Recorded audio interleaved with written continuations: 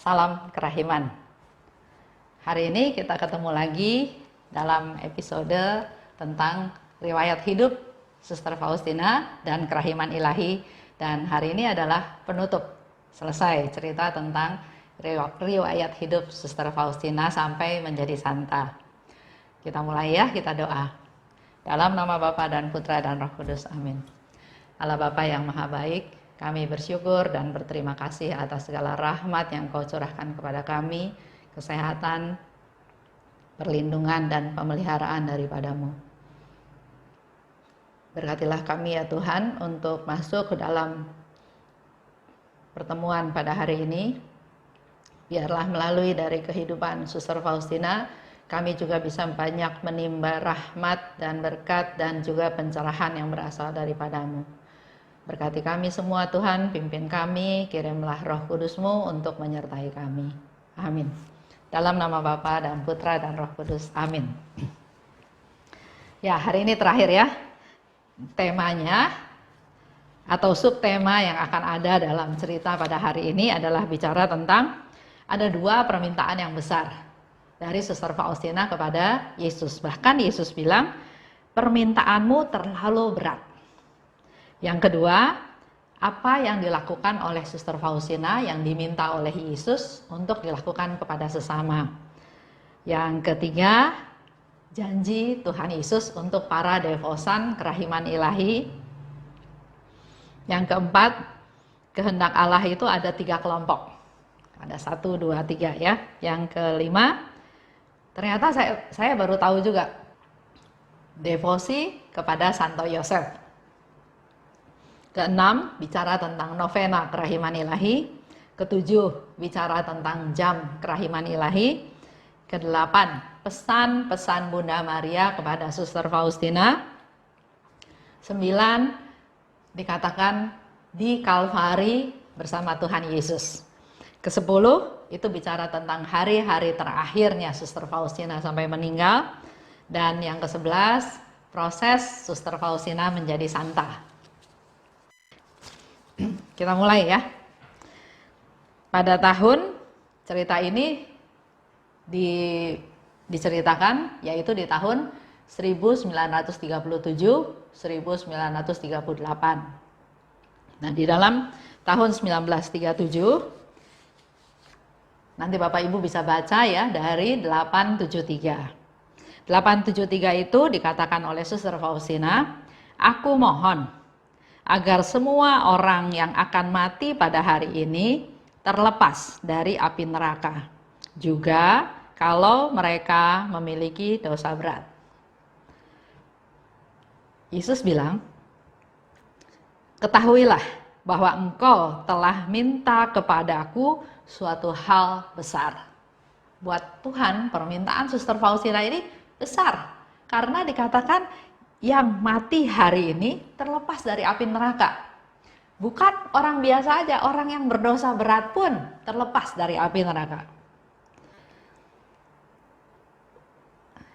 Lanjut, di nomor 961. Di situ juga Yesus bilang, permintaanmu terlalu berat.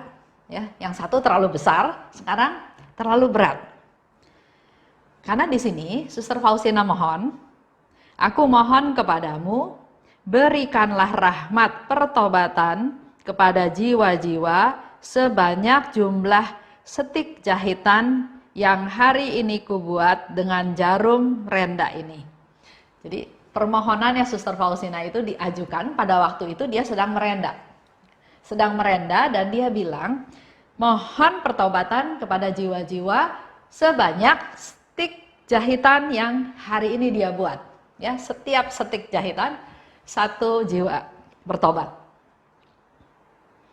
Dan Yesus katakan, putriku, permintaanmu terlalu berat. Suster Faustina masih berbicara lagi kepada Tuhan Yesus. Yesus, engkau tahu bahwa bagimu lebih mudah memberi banyak daripada memberi sedikit. Dan Yesus bilang, memang bagiku lebih mudah memberi banyak kepada jiwa-jiwa daripada memberi sedikit. Yesus lebih mudah memberi banyak daripada memberi sedikit, karena memang dia Maha Rahim, dia penuh kasih.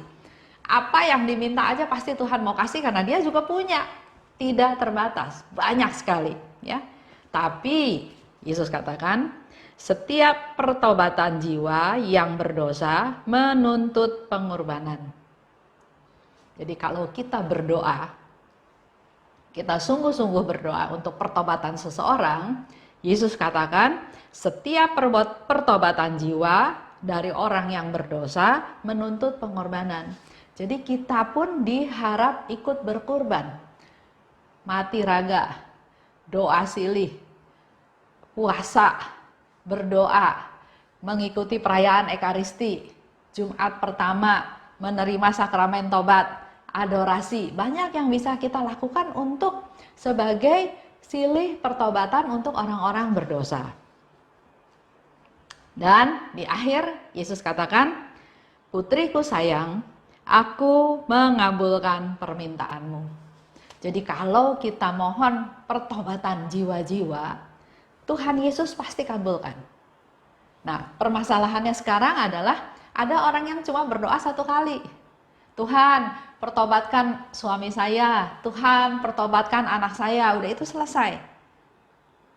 Dalam hal ini kita tahu ya, apa yang kita mohon itu dengan kesungguhan.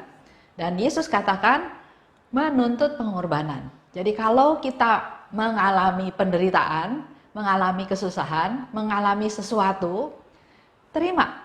Karena itu bagian daripada silih yang harus kita persembahkan kepada Tuhan untuk bertobatnya mereka-mereka yang berdosa.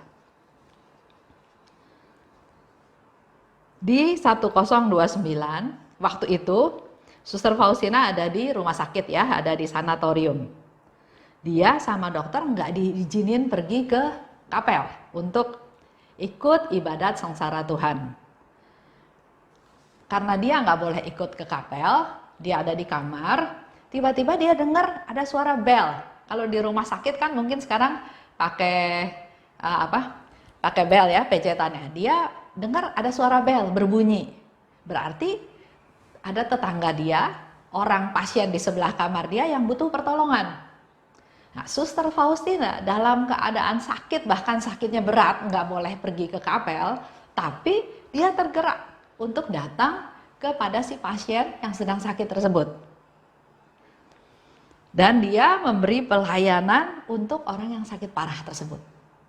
Nah, dalam kejadian ini, Yesus bilang pada Suster Faustina, putriku, dengan memberi pelayanan ini, engkau telah memberi aku kebahagiaan yang lebih besar daripada kalau engkau berdoa selama waktu yang panjang. Tuhan Yesus memberikan satu konfirmasi juga untuk kita semua. Yang harus dilakukan itu adalah perbuatan. Jangan melihat saya sakit, saya lemah, saya tidak berdaya, saya susah, terus saya nggak bisa nolong orang.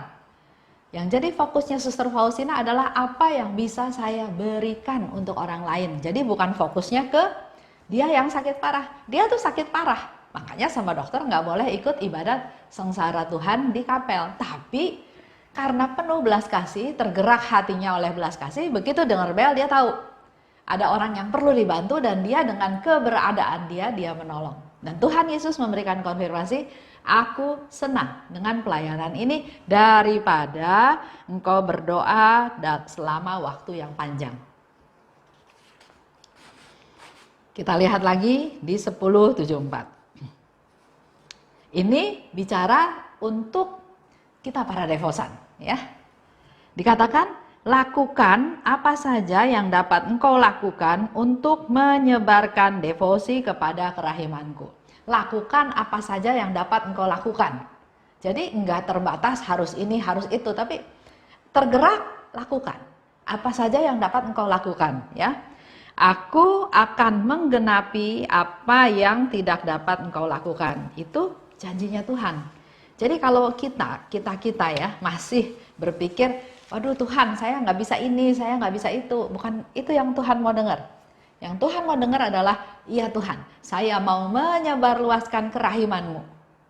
Contoh ya, di KKI KAJ itu kan ada tugas bulanan untuk memberi makan sahabat jalanan ya, bekerja sama dengan Santo Egidio, komunitas Santo Egidio. Tapi juga kita ada kerjasama juga dengan Santo Egidio untuk memberi makan teman-teman sahabat-sahabat di Mensa namanya ya, sebulan sekali. Nah, jadwal ini kita berikan kepada komunitas yang ada di KKI KAJ.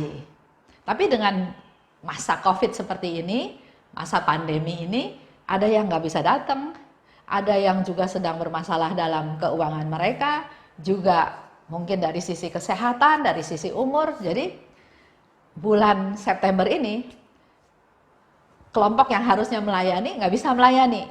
Akibatnya hal ini diambil alih lah oleh KKI KAJ ya. Dan ketua tim pelayanan memberikan satu pengumuman. Kita butuh membuat nasi bungkus untuk kurang lebih 150 ya, atau untuk 200 orang. Nah, siapa yang tergerak mau memberikan karya nyata belas kasih?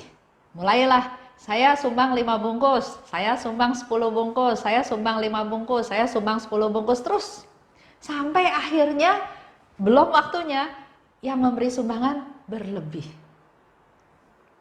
Kita perlu memberikan tindakan nyata. Kita nggak tahu kita kasih makan ke siapa, tapi tergerak untuk memberi. Kita bersyukur, kita sehat, kita masih memberi, masih bisa memberi walaupun mungkin dari kekurangan. Tapi itulah yang Tuhan lihat. Lanjut ya. Di sini dikatakan, lakukan apa saja yang dapat engkau lakukan. Jadi bisa mewarta, bisa berdoa, bisa memberi perhatian. Mungkin sebagian orang memberikan sumbangan materi ke uang, tapi sebagian lagi dia bisa memberikan sumbangan tenaga dengan dia yang menyediakan nasi kotak tersebut. Ada lagi yang melayani dengan datang, dengan memberikan, bertemu dengan yang perlu dilayani. Jadi ada bagi tugas ya.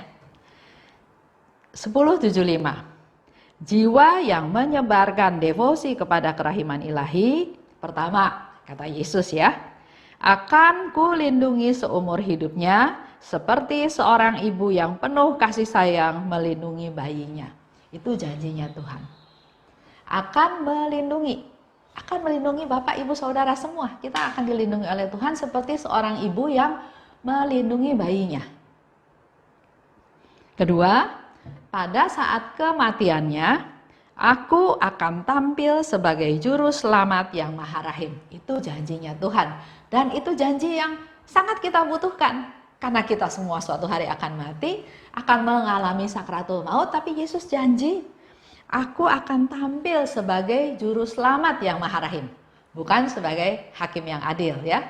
Ini janji yang Yesus berikan kepada para devosan kerahiman ilahi yang menyebarluaskan devosi kepada kerahiman ilahi ini.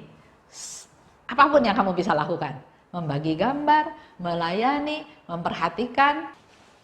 Lanjut, bicara tentang kehendak Allah. Di bulan September ini memang tema menggali rahmat itu bicara tentang kehendak Allah. Dan saya ingin juga sharing kepada Bapak Ibu semua, para devosan kerahiman, tentang kehendak Allah itu ternyata ada 3 tingkatan.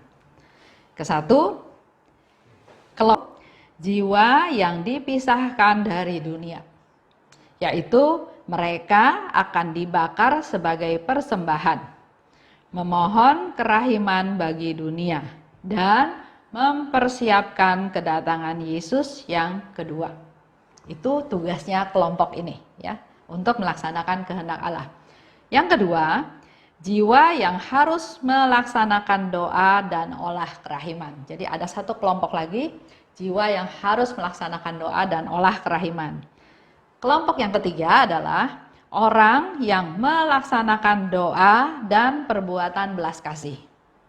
Melakukan sekurang-kurangnya 1 hari perbuatan belas kasih. Ya, dalam 1 hari minimal 1 kali melakukan perbuatan belas kasih.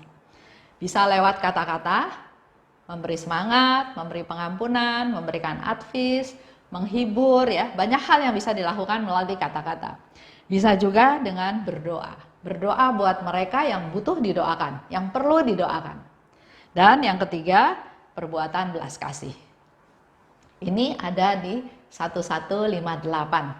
Jadi mungkin kita, para devosan kerahiman, termasuk kelompok yang ketiga, yaitu yang melaksanakan doa dan perbuatan belas kasih. Hari terakhir tiba. Pada hari terakhir tiba, kita akan dihakimi atas dasar perbuatan belas kasih. Apakah saya melakukan perbuatan belas kasih? Dan atas dasar ini kita akan menerima ketetapan kekal. Itu yang dikatakan oleh Suster Faustina di dalam 1158. Kita semua akan mengalami hari yang terakhir. Dan yang dilihat adalah perbuatan belas kasih. Nah, ternyata saya baru tahu juga devosi kepada Santo Yosef itu ada di 1203. Dikatakan oleh Suster Faustina, mendaras Bapa kami, Salam Maria, kemuliaan, satu hari, satu kali, itu mendukung karya kerahiman ilahi dan juga memberikan bantuan dan perlindungan yang istimewa. Jadi ternyata ini devosi kepada Santo Yosef. Kita sering ya doa Bapa kami Salam Maria kemuliaan. Di 1203 saya baru tahu bahwa ini devosi kepada Santo Yosef. Lanjut. Suster Faustina juga dibimbing oleh Tuhan untuk tahu tentang novena kerahiman ilahi. Novena yang diadakan Jumat Agung selama 9 hari berturut-turut sampai 1 hari menjelang pesta kerahiman ilahi. Itu bisa dilihat di 1209 dan seterusnya. Kita semua sudah tahu ya. Kalau untuk Bapak Ibu yang mau tahu lebih detail, bisa melihat acara YouTube yang lain berbicara khusus tentang novena kerahiman ilahi. Saya pernah buat pengantar dari setiap hari novena tersebut. Pertama, memang novena itu diminta oleh Tuhan, ada di 1209, dan setiap hari Tuhan memberikan satu kelompok-kelompok doa yang harus didoakan selama 9 hari berturut-turut. Di 1937 juga Tuhan Yesus mengajar kepada Suster Faustina tentang doa jam kerahiman ilahi. Ada di 1320. Jadi kalau kita lihat, Suster Faustina mendapatkan bimbingan, pengajaran dari Yesus juga bertahap, enggak loncat. Ya, pertama Yesus bicara tentang gambar kerahiman ilahi, tentang pesta kerahiman ilahi 1931. Tahun 1935 bicara tentang doa koronka. Tahun 1937 bicara tentang jam kerahiman. Jadi ada tahapannya, ya. Nah, mengenai jam kerahiman juga saya sering kali mengulas, menerangkan, menjelaskan, sharing tentang jam kerahiman juga ada di channel YouTube saya. Jadi saya nggak akan jelaskan lebih detail ya, tapi Bapak Ibu bisa baca di 1320. Nah, poin yang lain, pesan Bunda Maria kepada Santa Faustina di 1414. Putriku, atas perintah Allah, aku menjadi ibumu dengan cara yang khusus dan istimewa. Aku ingin agar engkau pun secara istimewa menjadi anakku. Kita sering bilang ya, Bunda Maria engkau ibuku. Seperti yang Yesus juga sebutkan waktu dia di atas salib. Inilah ibumu, ibu inilah anakmu ya. Tapi di dalam 1414 ini Bunda Maria minta kepada Suster Faustina, jadilah secara istimewa jadi anakku. Jadi bukan anak yang biasa-biasa. Secara istimewa kamu menjadi anakku. Lanjut, dikatakan oleh Bunda Maria, aku ingin putriku yang sangat kukasihi agar engkau mengamalkan 3 keutamaan yang kuanggap paling berharga dan paling menyenangkan Allah. Ada 3 keutamaan yang paling berharga dan paling menyenangkan Allah, kata Bunda Maria ya. 1, kerendahan hati. Kerendahan hati dan kerendahan hati. Bahkan Bunda Maria mengulang sampai 3 kali. Rendah hati dan rendah hatilah. Yang kedua, kita harus punya kemurnian. Yang ketiga, kasih akan Allah. Sebagai putriku, engkau harus memancarkan ketiga keutamaan ini secara istimewa. Kalau kita mau jadi anak-anaknya Bunda Maria secara istimewa, kita pun perlu melakukan hal ini. Di 1415, Bapak Ibu bisa baca dengan lebih jelas ya. Itu 1937. Nah, sekarang kita masuk ke 1938. Dikatakan di situ di 1938, di tahun 1938 di nomor 1580. 1580 itu bicara tentang Suster Faustina ada di Kalvari bersama Yesus. Kalau Bapak Ibu lihat, ada juga saat di mana Suster Faustina bersama Yesus di Taman Getsemani.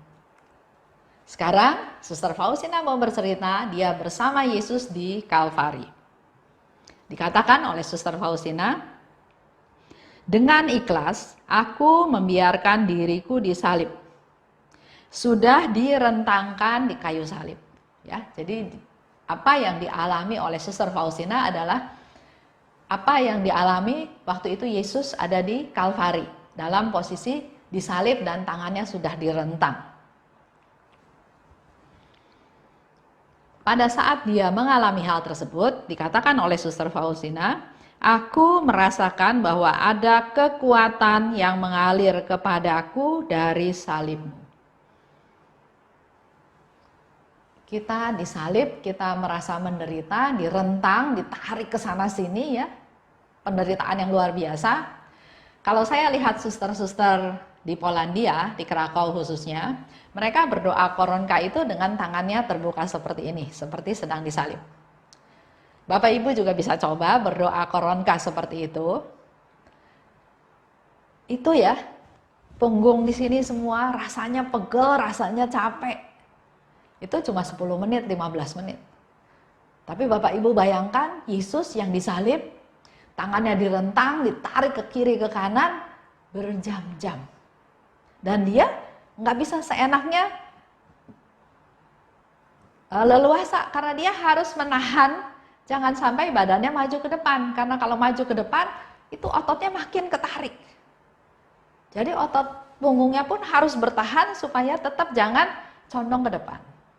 Sementara kakinya juga dipaku disalib. Luar biasa penderitaan yang Yesus rasakan pada saat itu. Dan Suster Faustina merasakan itu semua. Tapi dia katakan, aku merasakan ada kekuatan yang mengalir kepadaku dari salibmu. Engkau jadi penopangku. Salib itu adalah sumber kekuatan kita. Suster Faustina bilang, sering juga ada godaan. Godaan itu, suara itu ya, katakan, turunlah dari salib. Turun aja dari salib, ngapain kamu ikut-ikutan menderita? Sama seperti Yesus pun, waktu itu ya dikatakan, ayo kamu kan anak Allah, kamu selamatkan dirimu. Ya, turun dari salib. Tapi kekuatan Allah menguatkan aku. Jadi nggak heran kalau kita dalam hidup kita sehari-hari selalu ada godaan, ada cobaan. Suster Faustina pun di saat-saat terakhir dia ada di salib bersama Yesus di Kalvari, tetap godaan itu ada, setan itu ada. Dan mengatakan, turunlah dari salib. Tapi kekuatan Allah yang membuat dia kuat. Dia di sana merasa sendiri, merasa gelap. Penderitaan menghimpit. Apa yang dirasakan oleh Yesus waktu disalib, direntangkan disalib itu dirasakan juga oleh Suster Faustina yang disebut stigmata rohani. Dia merasakan itu juga, gelap, sendiri, penderitaan menghimpit ya.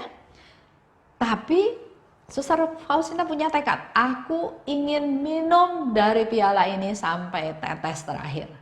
Jadi segala masalah yang dihadapi oleh kita di dunia, kita harus bisa mengatasinya dengan satu tekad yang lebih besar.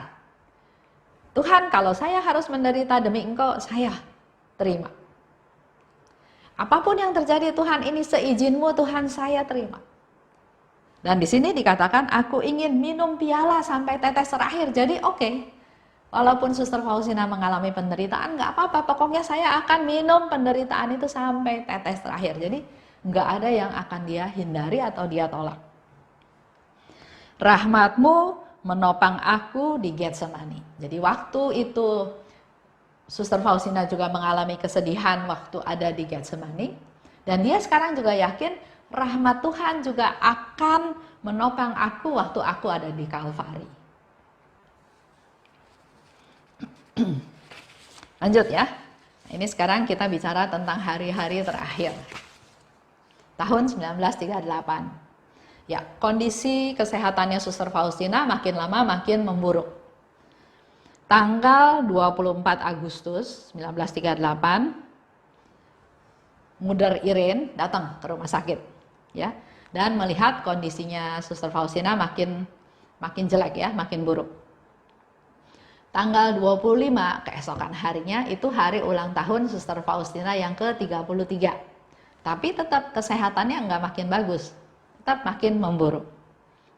Tanggal 28 Agustus, Pastor Sopocko datang. Kemudian tanggal 2 September, Pastor Sopocko juga datang lagi. Karena ada yang ketinggalan, jadi dia balik lagi ke kamar Suster Faustina. Dan dia di sana melihat Suster Faustina sedang mengalami ekstase. Dia nggak ganggu Suster Faustina, tapi di sana Pastor Sopocko tahu bahwa Suster Faustina sudah menjadi bukan berkaitan lagi dengan dunia, tapi sudah menjadi makhluk yang insani. Tanggal 17 bulan 9, Suster Faustina dibawa pulang ke kongregasi. Sebetulnya beberapa hari sebelumnya juga udah dalam keadaan sangat parah. Suster udah ada yang mau bawa pulang dia ke kongregasi, ya, supaya meninggalnya di kongregasi.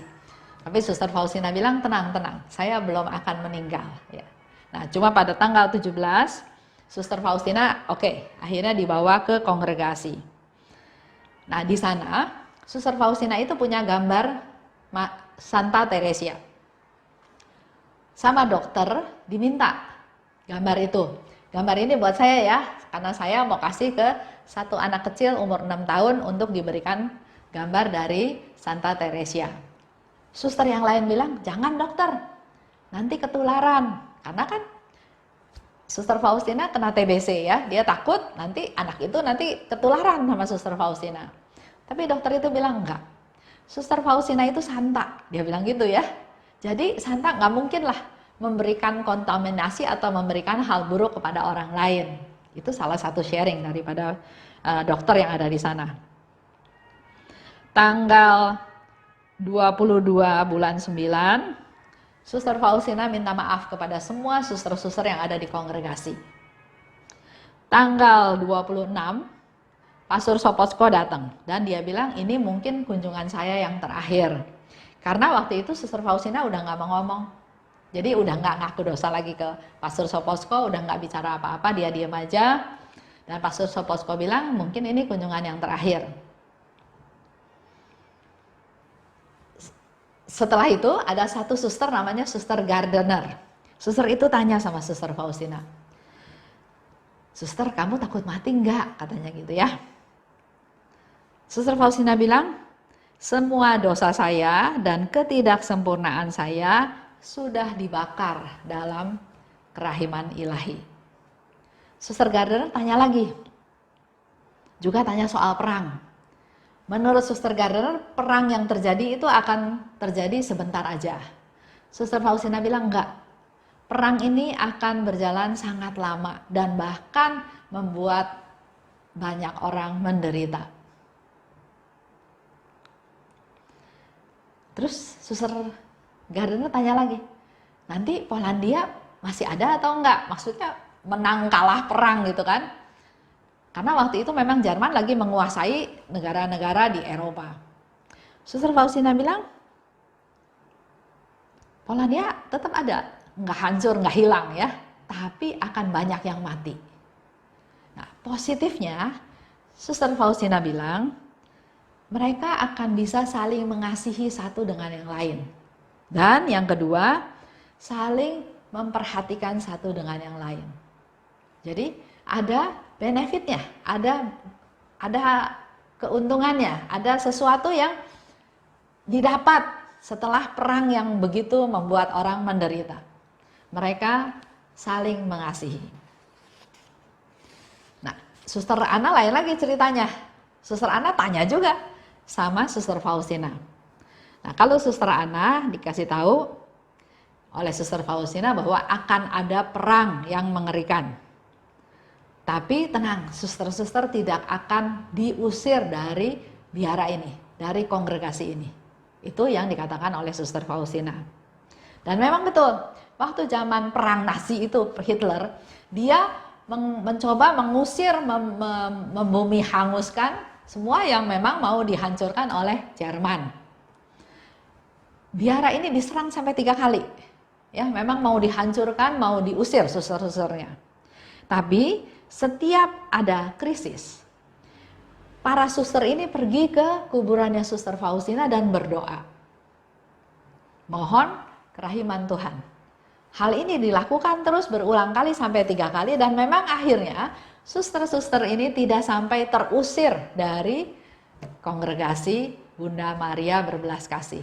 Memang kalau Bapak Ibu lihat ada bangunan yang bekas kebakar, ya, bahkan kapel yang ada di Warsawa, kapel yang Suster Faustina datang itu juga ada fotonya waktu itu bekas kebakar. Tapi sekarang kalau Bapak Ibu datang sudah bagus lagi, sudah diperbaiki. Berarti nubuatnya Suster Faustina juga ternyata bahwa tenang suster, walaupun diserang oleh Nazi, tapi kalian nggak akan keluar dari kongregasi ini, nggak akan dihancurkan, nggak bakal diusir. 5 Oktober adalah hari meninggalnya Suster Faustina. Ke Suster Felicia, Suster Faustina bilang, hari ini Tuhan akan mengambil aku. Jam 4 sore, Suster Faustina melakukan sakramen tobat yang terakhir, jam 4 ya. Jam 9 malam, semua suster-suster berdoa bersama di sekeliling pembaringannya Suster Faustina.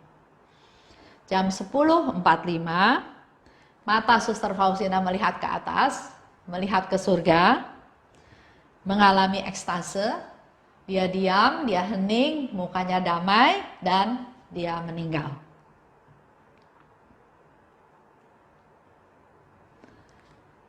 Oktober itu hari raya Bunda Maria Bunda Rosario, ya, dan juga Jumat pertama. Pada tanggal 7 Oktober, Suster Faustina dimakamkan di pekuburan yang ada di Krakow, di Lagwiniki itu ya, 7 Oktober.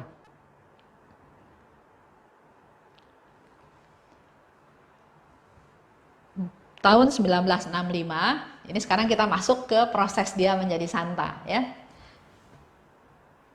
21 Oktober 1965, Monsignor Julius, Uskup Krakow, membuka proses informasi kehidupan Suster Faustina. Kehidupannya itu dipelajari kembali, diproses, dan dia disebut hamba Tuhan. Tanggal 25 November tahun 66 ya, peti mati Suster Faustina itu dipindah ke makam khusus. Jadi tadinya dikubur di pemakaman suster-suster Bunda Maria Berbelas Kasih di Lagwiniki ya. Nanti Bapak Ibu juga bisa ke pekuburan di sana.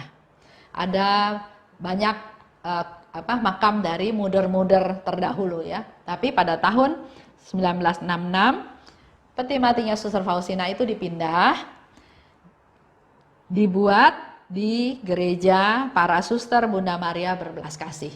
Jadi kalau kita sekarang ke sana, kita datang ke kapel, di sana ada satu kotak, itu berisi tulang belulang dari Suster Faustina. November 67, Kardinal Wojtyla menutup proses informatif yang udah selesai nih, proses yang dilakukan oleh Bapak Uskup Julius tadi, oleh Uskup Kardinal Wojtyla diselesaikan, dan semua data ini dikirim ke Vatikan. 31 Januari 68, berdasarkan keputusan Vatikan, dibukalah proses beatifikasi. 18 April 93, Suster Faustina diangkat sebagai beata oleh Bapak Paus Yohanes Paulus II di Roma. Dan pada tanggal 30 April tahun 2000, tepat dengan pesta kerahiman ilahi diresmikan sebagai hari yang resmi oleh Gereja Katolik sebagai pesta kerahiman, yaitu 1 minggu setelah Paskah, Bapak Paus Yohanes Paulus II juga mengkanonisasi Beata Faustina menjadi Santa pertama di tahun jubileum yang baru, di tahun milenium. Itu ceritanya tentang Suster Faustina dari Helena kecil, lahir 25 Agustus 1905, sampai akhirnya dia meninggal 5 Oktober 1938, dan 30 April tahun 2000 dia menjadi Santa, dikenal dengan nama Santa Maria Faustina Kowalska. Itu Bapak Ibu cerita tentang riwayat hidup Suster Faustina. Mari kita meneladan apa yang dilakukan oleh Suster Faustina, juga mendapat pencerahan, mendapat keuntungan, benefit dari apa yang dialami oleh Suster Faustina selama hidupnya, yang mendatangkan kekuatan buat kita semua. Kita berdoa, kita harap suatu hari kita juga bisa datang ke makamnya Suster Faustina di Krakow, Lagunici.